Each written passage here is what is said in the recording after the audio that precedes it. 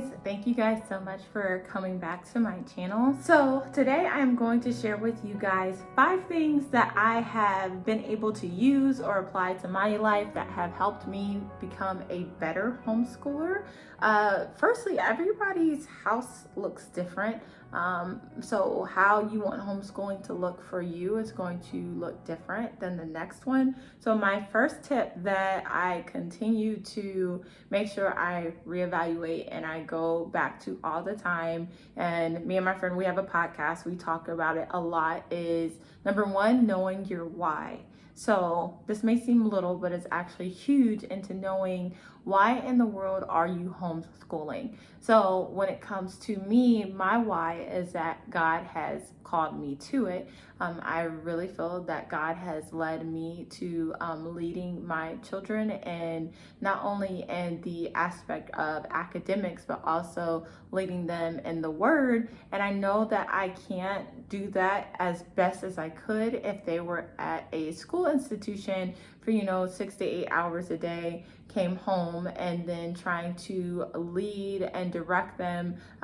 For me and my situation, for example, I had my girls in, it was preschool or kindergarten for just like a few weeks. And before that, they were at home with me. And even in that first couple weeks, they came home and my daughter was talking about another kid misbehaving, and she just started showing behaviors that I'm like, man, like she is so easily influenced. And then it's kind of like a bell went off in my head. I'm like, well, she's a child. Children are easily influenced. And so just prayed about it. And I'm like, you know what? Us as parents, we only have a small pocket of time where we are our child's main influence. And so in that time, I want to be able to pour God's truth and God's word into them first and primary. That is the first goal, is pouring that truth and God's word and leading them through that. And then after with the academics and the other things. But definitely first and foremost, knowing your why. So whether it is something that God has called you to, whether it is something that you are concerned about safety, whether you are concerned about the academics in your area, maybe they are not up to par in your opinion. There could be a lot of different reasons, even whether it's a lack of diversity in your area. You've got to know your why, because at the end of the day, homeschooling does get tough.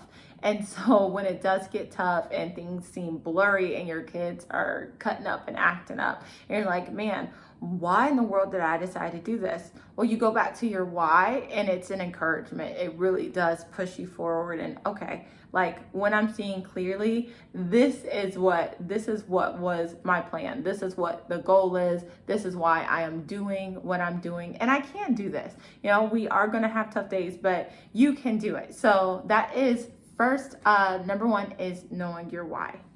All right, you guys, so number 2 is going to be to research. So this category, it can get pretty lengthy, but I don't want to get into every single little thing that you can research, but I will tell you what I feel like is important. And number 1 is going to be researching with your children and when it comes to how you believe your children learn.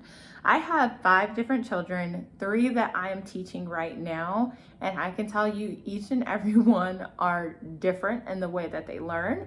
I had to learn that the hard way. I invested in one type of curriculum that I was hoping was going to be a one size fits all for all of my girls, and it just led to frustration, and it didn't end up working out. As much as I tried to push it, I came to a point where I realized it's like, this is not working, and I forgot my why. It became a thing of, no, I just want them to excel in this area, but it was like, at what cost? And so it took me back to my why, and I was like, okay, let me remember why I'm doing this. And I pitched that curriculum, and I went back to the basics, and I was like, okay, so for this child, are they more of a hands-on learner? There are lots of different learning styles, lots of different techniques that you can teach. And that would be the second part of that, is not only learning how your child learns best, but also learning and looking into different teaching techniques and different things that you can use. So some kids can be better with manipulatives and hands-on. Some of our learners are more visual learners, so looking into that. There are so many different ways that we can teach our children just one thing, especially with things like math. That was something that I struggled with. And so that was also an area that one of my daughters, she doesn't struggle with it. It just doesn't come to her naturally. I wouldn't call that a struggle. I would just call that okay, we got to find what works for you. And we did end up finding what works for her. We do more of a story-based approach.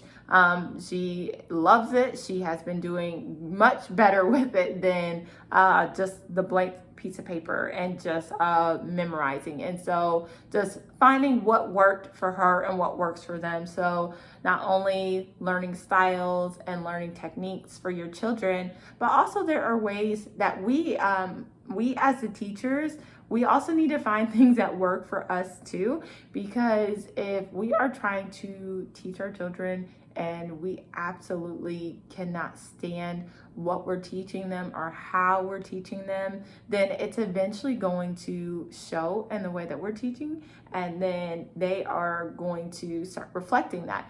And so it could be, if you're like, for example, if you're like, man, I really just like to be out of the house and we're at home doing book work all the time, then get out the house and find a way to do school, whether it's at the park, whether it's somewhere else. If you need to be outside to be focused and fresh air, you got to find what works not only for your children, but you also have to find what works for you too. But also looking into free resources. So since COVID has happened, I feel like the boost in resources in the homeschool community has been truly a blessing in a rough time.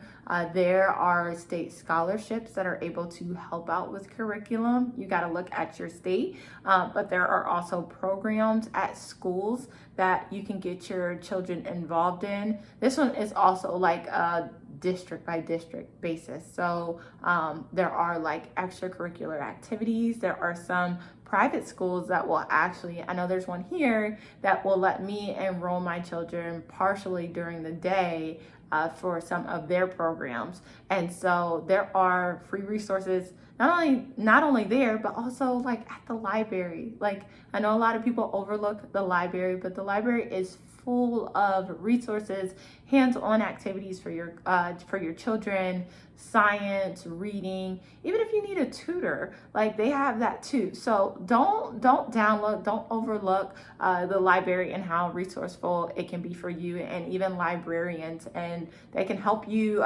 go in the right direction. So definitely looking into those things for number 2.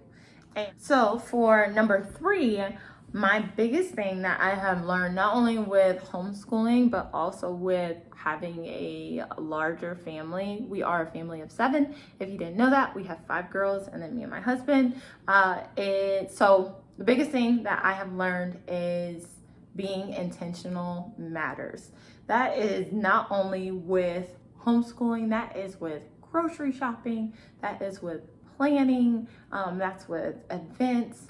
All of those things, if you are not intentional, I really don't believe that you can be your best self. I know that sounds like, I don't know. But seriously though, I really feel like we are our best selves when we plan, when we are intentional with our time. I know that it helps me when I meal plan, and I don't always get to do it, but when I don't meal plan, we're often having random meals, or I don't buy what I need, or I end up spending more money. But when I meal plan, it works out a lot smoother. Similar to homeschooling.